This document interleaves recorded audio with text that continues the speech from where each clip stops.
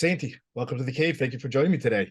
Thank you so much for having me. I'm so excited. Exciting times. As I mentioned before we went on the air, that your husband was a guest on here about a year ago, or for 1883, and an amazing guy, like I mentioned. Yes, sir. Well, I hope you like me better than him now. We're Hey, competing. we're competing. That's right. First off, I want to say congrats on your amazing career. All the research I was doing. You've been busy wearing many hats in the industry, award winning. Like, what's left on your bucket list? You've done so much: voiceover, producing. What's left? Acting. Yeah, I hope kind of my dream is to be on a Hallmark Christmas movie.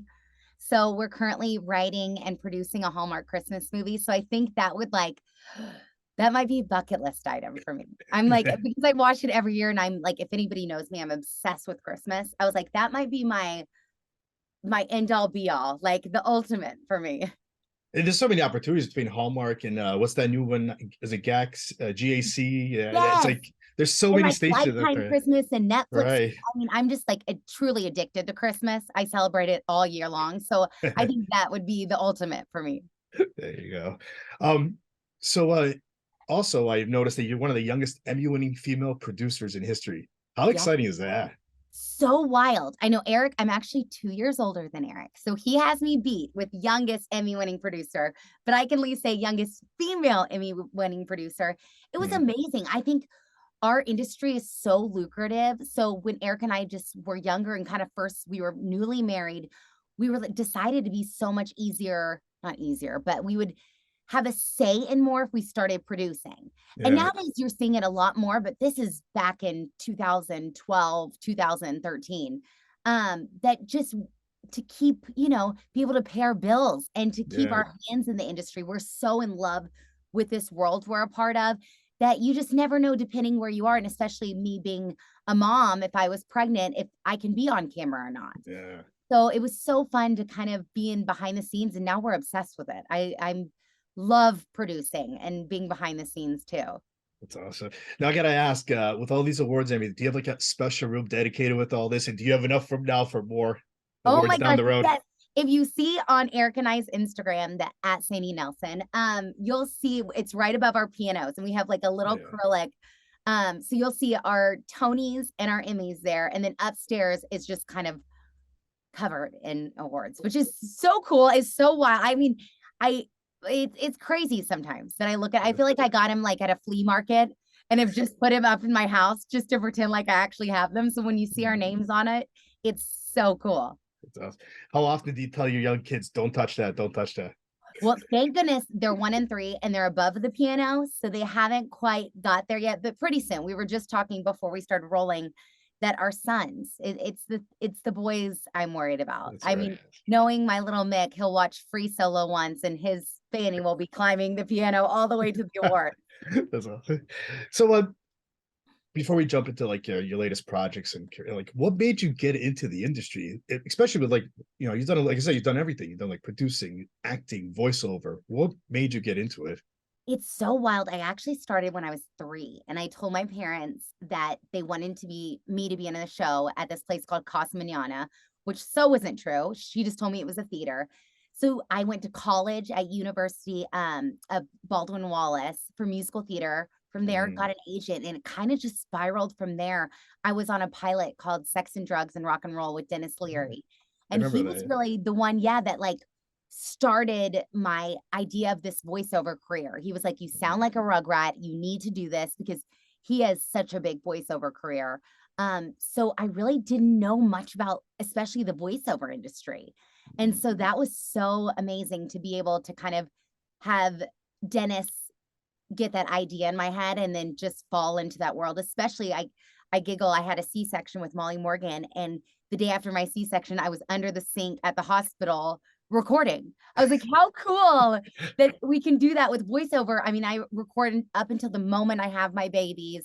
And during COVID, the only good thing that happened is we were able to keep going through the entire pandemic, because we all had our home studios. So it was really awesome to be able to like still keep up our world during And you mentioned like the whole COVID thing, because I've had other voice actors that have come on too. It's like it changed the industry with COVID because now like you could work from home. If you have your own built little studio, you could just record while you know your kids are in the other room or something and just send it in. And if they want you to do it over, you just do it over. Oh my gosh, no, it's been amazing. I feel like I've become an engineer. I tell every engineer they are unbelievable because now that we've gotten all a little taste of engineering kind of behind the scenes of voiceovers, it is the hardest thing to do.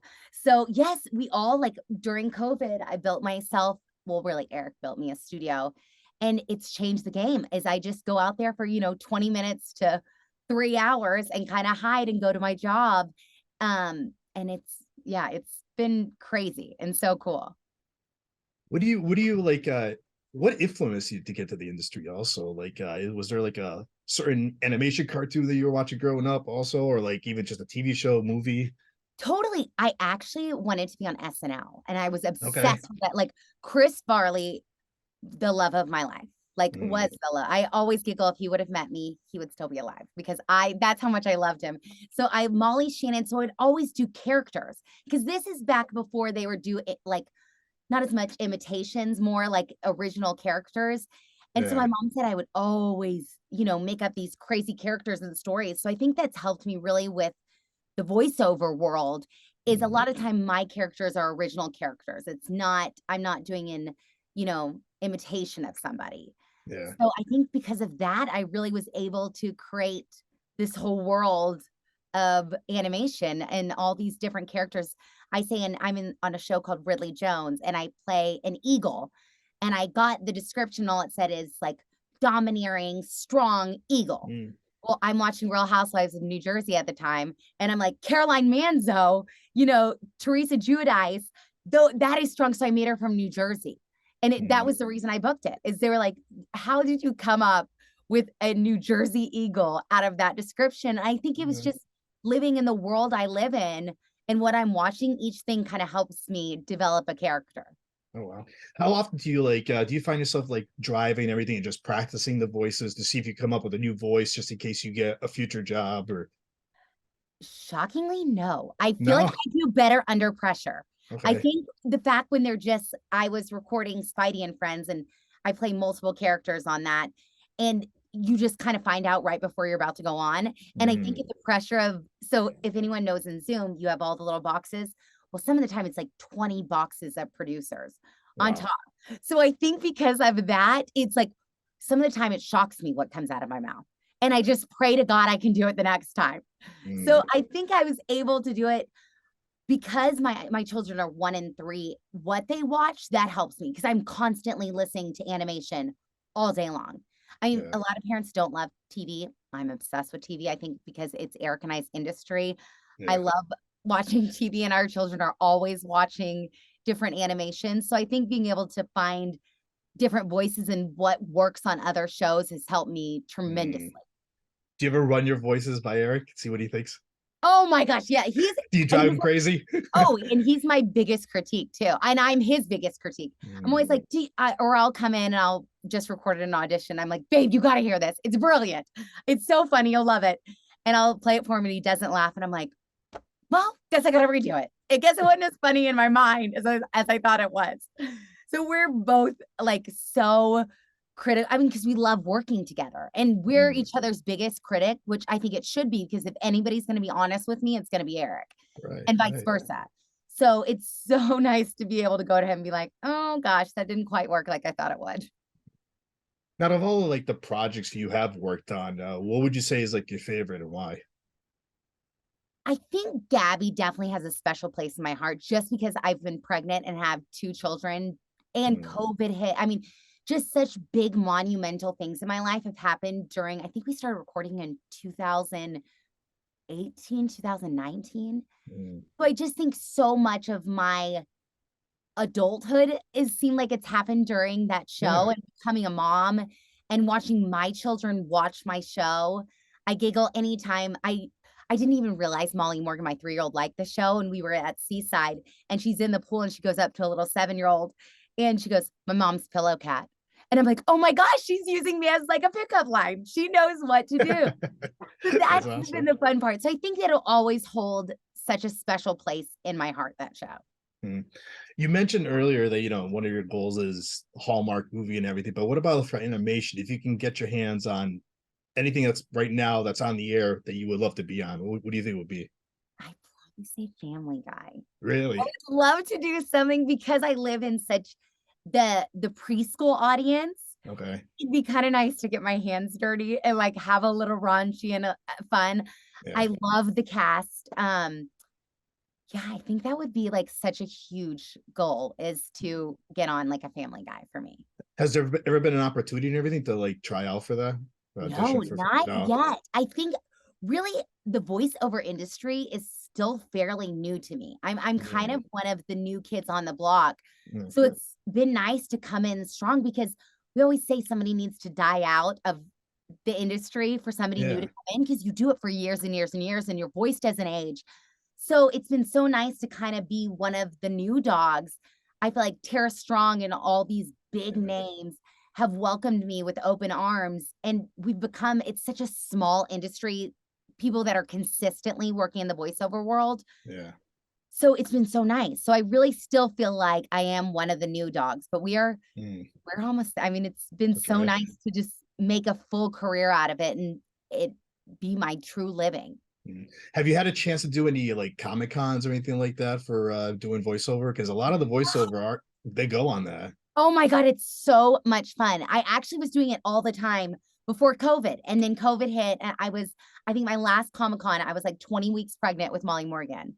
And Mm, then the world shut down. So I need to get back in because it is so much fun meeting everybody. And I feel like I get to know other voiceover actors and yeah.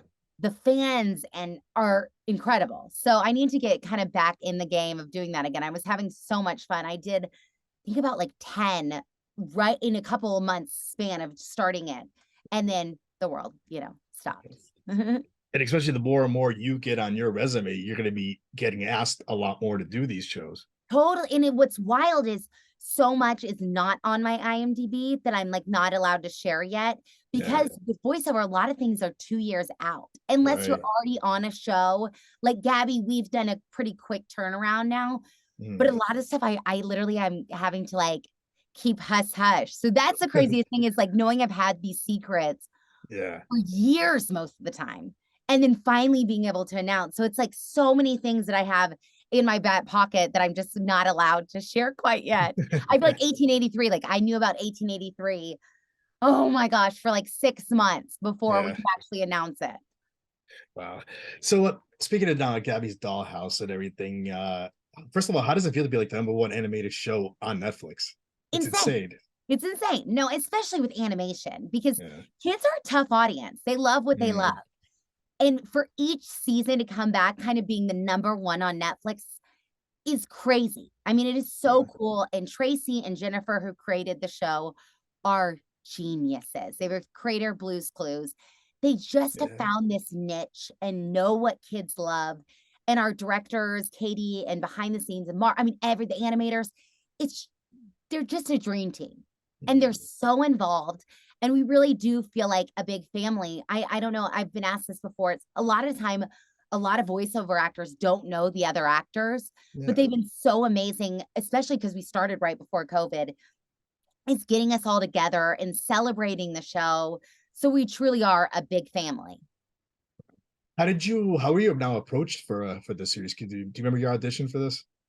Oh yeah, well, yes, I think I do. Like remember I remember getting it and I saw Tracy and Jennifer and I was like, "Oh my God, this is going to be huge" because they just have that ticket. They have the golden ticket when they know how to make great hits. Mm, And I got for Pillow Cat and I was like, "Oh my gosh, how because I always thought of myself of like a cakey or something like eccentric. And I was like, this is yeah. a little bit more opposite.